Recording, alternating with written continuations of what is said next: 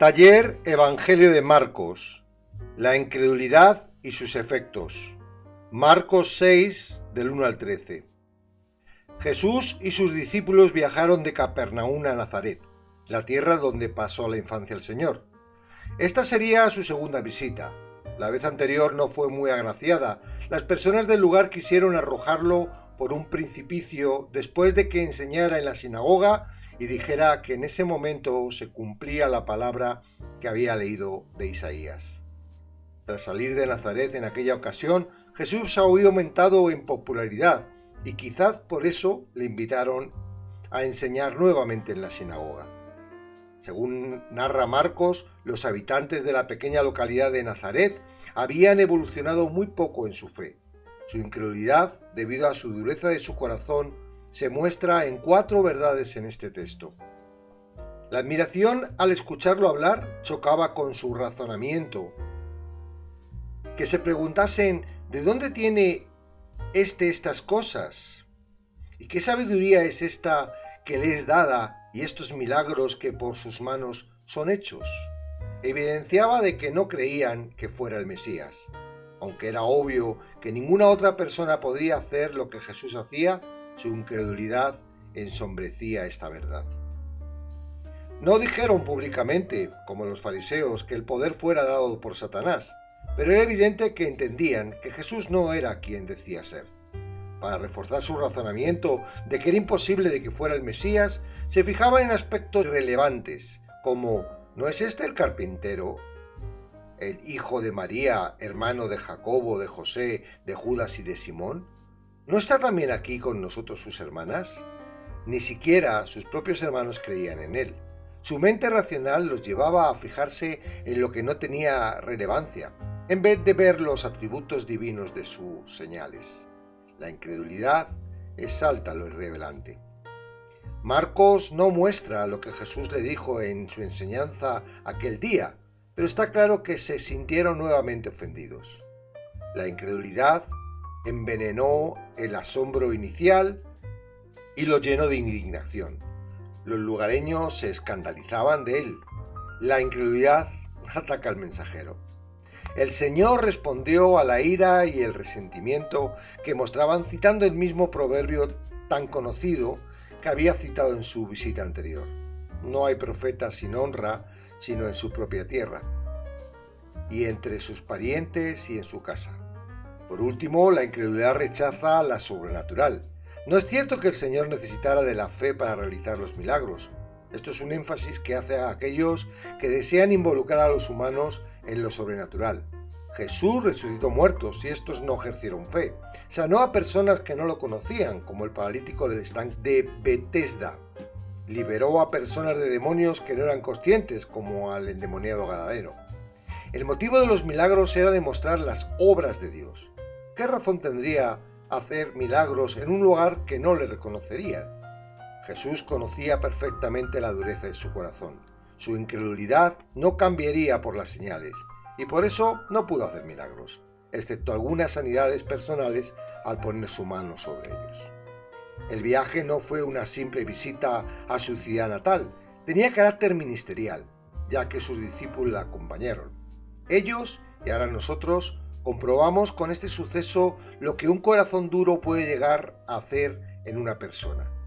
Si algunas personas pudieron negar lo obvio después de escuchar directamente la palabra del Señor, si fueron capaces de rechazar al que se había hecho hombre para pagar por sus pecados, simplemente porque la habían visto crecer en su ciudad, ¿cómo no nos van a rechazar a nosotros? Evidentemente, habrá personas que, a pesar de ver el poder de Dios y experimentar su poder a través del Evangelio, su incredulidad no le permitirá situarse en el lugar en el que Dios salva a las personas. Si atacaron al creador del mensaje, ¿cómo no van a atacar a los mensajeros? Los discípulos habían presenciado en persona el rechazo a Jesús y ahora les tocaría experimentar ese mismo rechazo. A modo de enseñanza, Jesús los envió de 2 en 2 a predicar el mensaje del reino. El hecho de que Jesús los enviara en parejas podría ser para proporcionar apoyo mutuo y protección, para fortalecer el impacto de sus habilidades individuales y para asegurar que el mensaje que proclamaban estuviera confirmado. Lo más importante de la misión fue que no iban solos. Él les dio autoridad sobre los espíritus inmundos y para sanar enfermos. Al hacer esto, estaba proclamando el poder de quien los había enviado. Jesús no solo tenía autoridad para realizar él mismo los milagros, sino también para encomendar a otros que los hicieran. Jesús podría haber demostrado su poder divino de muchas maneras que no habría aliviado el sufrimiento humano, pero eligió hacer milagros que principalmente liberaban de enfermedad y sufrimiento, demostrando así la naturaleza divina llena de misericordia. Esta es una misión especial que no debe ser sacada de contexto. Jesús estaba transmitiendo un mensaje al pueblo elegido a través de esta avanzadilla y también servía como experiencia para los apóstoles. No es correcto pensar que Dios nos está mandando a llevar una vida austera. En el Evangelio de Lucas, en el discurso del aposento alto, se cambiaron estas indicaciones. Cuando os envié sin bolsa, sin alforja y sin calzado, ¿os faltó algo? Ellos dijeron nada. Y les dijo, pues ahora el que tiene bolsa, tómela, y también la alforja, y el que no tiene espada, venda su capa y compre una, porque os digo que es necesario que se cumpla todavía en mí aquello que está escrito. Y fue contado con los inicuos, porque lo que está escrito de mí tiene cumplimiento. Lucas 22 del 35 al 37.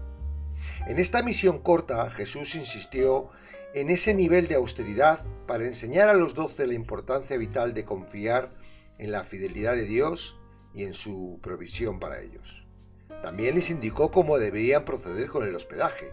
Quedarse en la primera casa que los recibiera era para no ser tentados por un lugar mejor, cuando las personas de la localidad observaran la autoridad que tenían sobre las enfermedades y los demonios. Los falsos maestros iban de casa en casa recogiendo lo que podían para enriquecerse.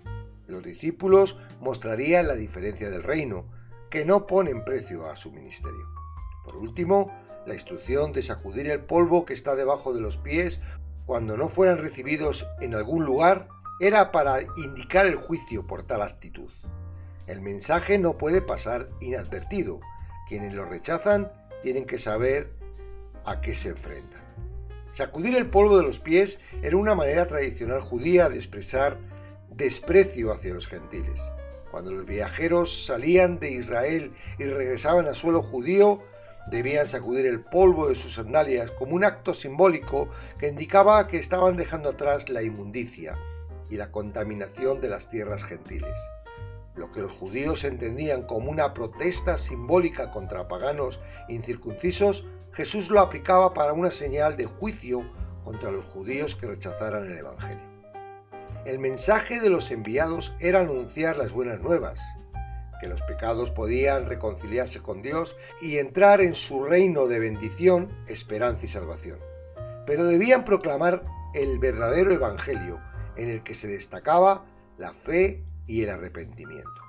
Marcos concluye el relato indicando que los apóstoles fueron y el mensaje fue anunciado con poder, respaldado por señales. El aceite que utilizaban para ungir era un símbolo que se utilizaba desde la antigüedad para indicar que ellos solo eran los emisarios del poder.